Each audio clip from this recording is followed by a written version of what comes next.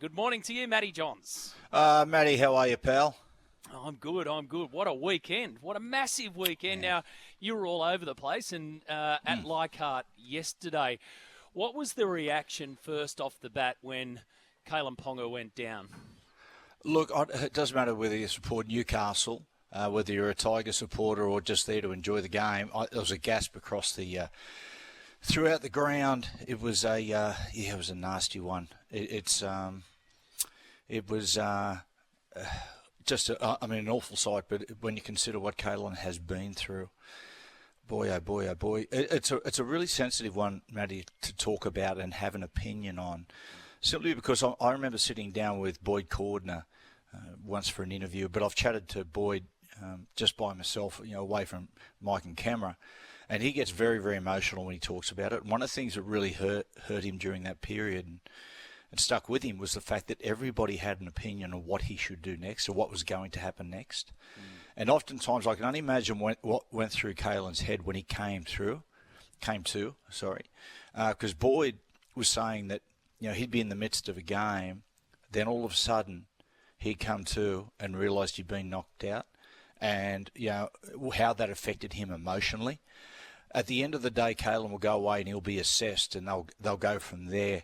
As far as people, I just think it's out of line, people having an opinion. I've had people say, do you think it's all over? And I said, well, that's got nothing to do with me. Oh, how many head knocks can he take till he's got to give it up? Oh, well, look, at the end of the day, he'll get assessed medically and things, and the club, and he'll go from there.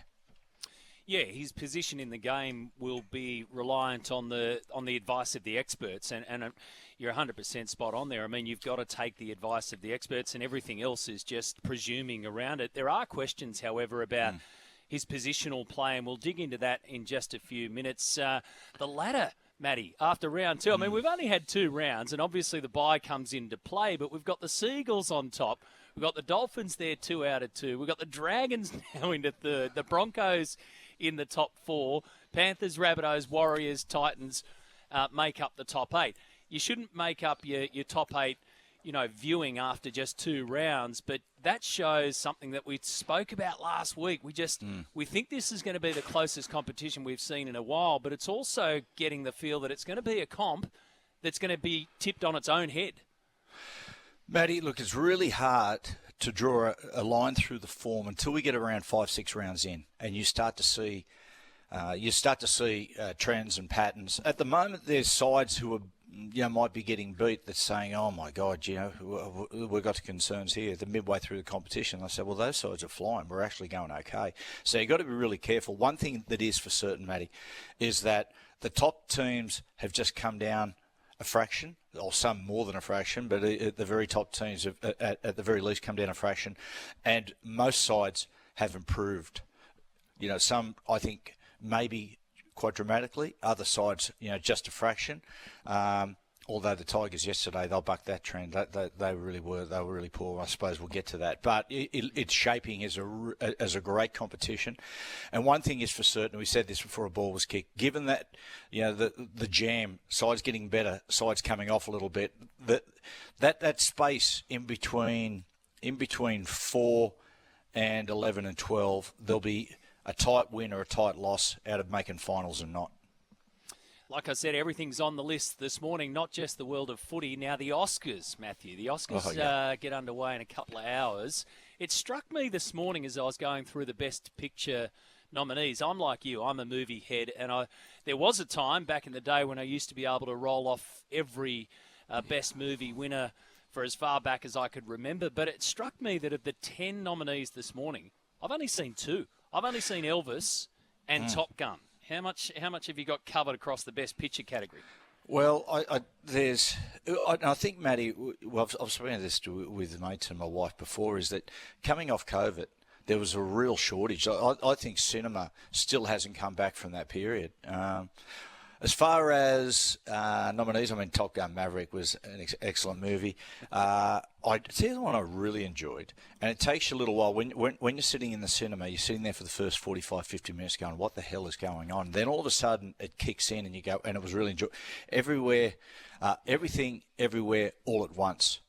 That was, I know that's nominated. That was a cracker. The one I hope wins, though, is Elvis. I love the Baz Luhrmann Elvis with Austin Butler. I'd love for that win. I just thought it was sensational. But to be honest, Matty, I won't be watching the Oscars because it's that time of the year where actors get on stage and lecture all of us on how we should be living our lives, and I can just do without that.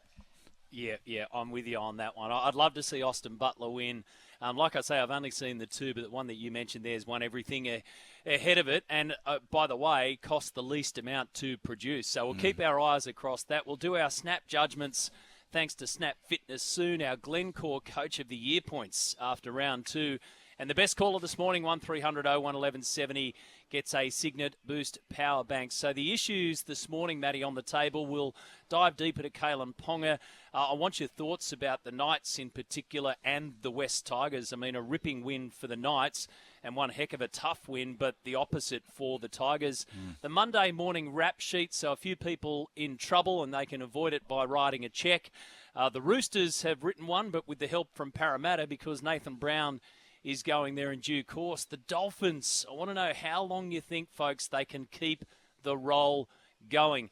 And then that tips into the world of expansion. Could we end up with 20 teams? Is it Destination Pacifica? Could it be the Pacifica Bears or the Perth Bears? Our snap judgments. Boxing, we'll cover Tim Zoo's victory over Tony Harrison. And what's up next? Of course, Jermel Charlo is waiting. The Players' Championship Golf is heading to the final stages, and Scotty Scheffler's braining them. The fourth cricket test, final day, NBL Championship Series, and a bit of drama, a lot of drama, in fact, at the Supercars Newcastle 500.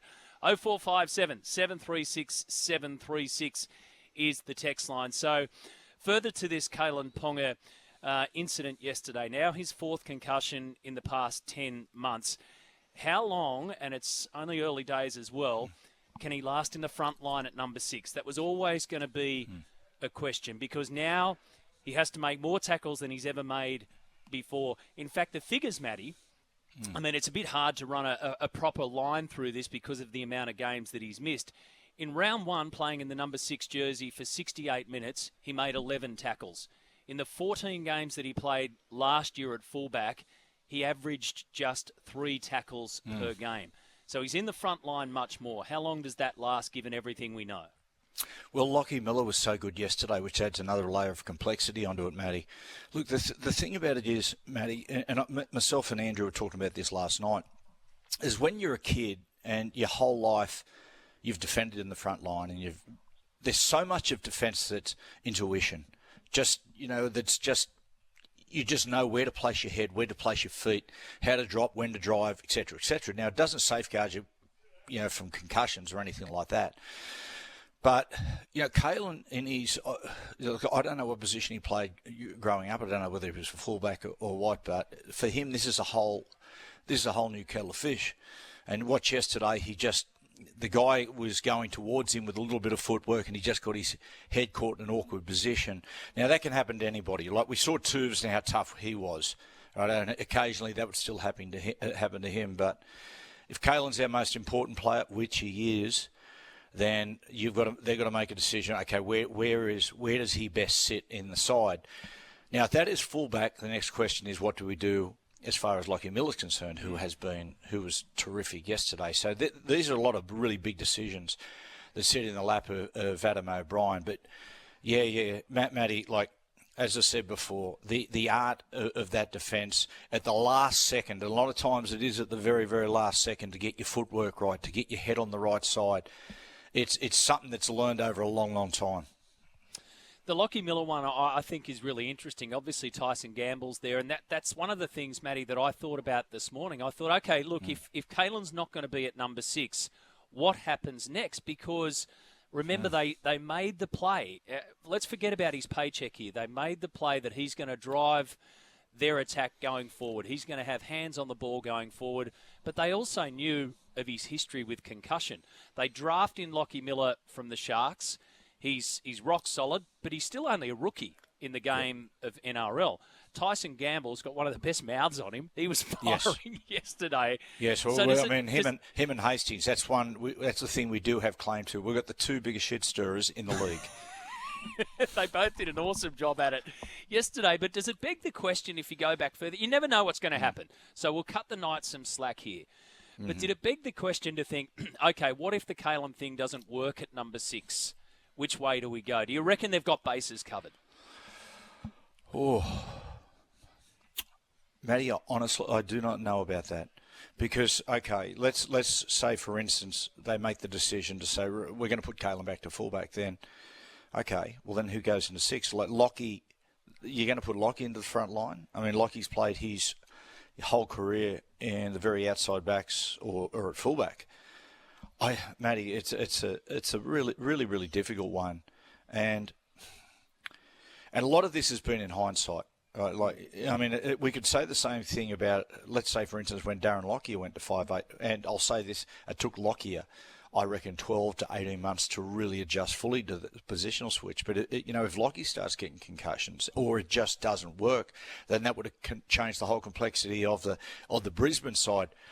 Matty, I don't actually know. I really think at the moment with the Knights, Matty, probably at the moment where Adam O'Brien's head's at is just go, righto, what is our side going to look like for next week? Because that game yesterday, I put it as one of the bravest wins I've seen from a Newcastle team. I haven't seen a braver performance. They were just absolutely gone. They had players sent off. They had players in the sim bin. They had players playing injured. They had players who couldn't go back on the field. They were like my young bloke. He's having scans this morning on his ankle. Now there was no way in the world. I thought when he went into half time that he's going to be able to get back out there. He went out there for a couple of minutes and he just couldn't run on it. But it got to the point they said to him, mate, you've got to put your boots back on and get on the bike because, mate, we might need you because we've got no reserves left. They were just completely gone. And so it was a very brave win. As far as the Kalyn situation, that's going to be a decision maybe about a month down the track, Matty. But first things first for Newcastle, he'll look and just go look at the squad and go, who have I got for this week? Because we're waiting to hear back from injuries such as Tyson Frizzell. So I think, that's where his head's going to be. I think the team will enjoy that win yesterday. They'll pat themselves on the back, and so they should. But next week and going forward, they've got some big decisions to make.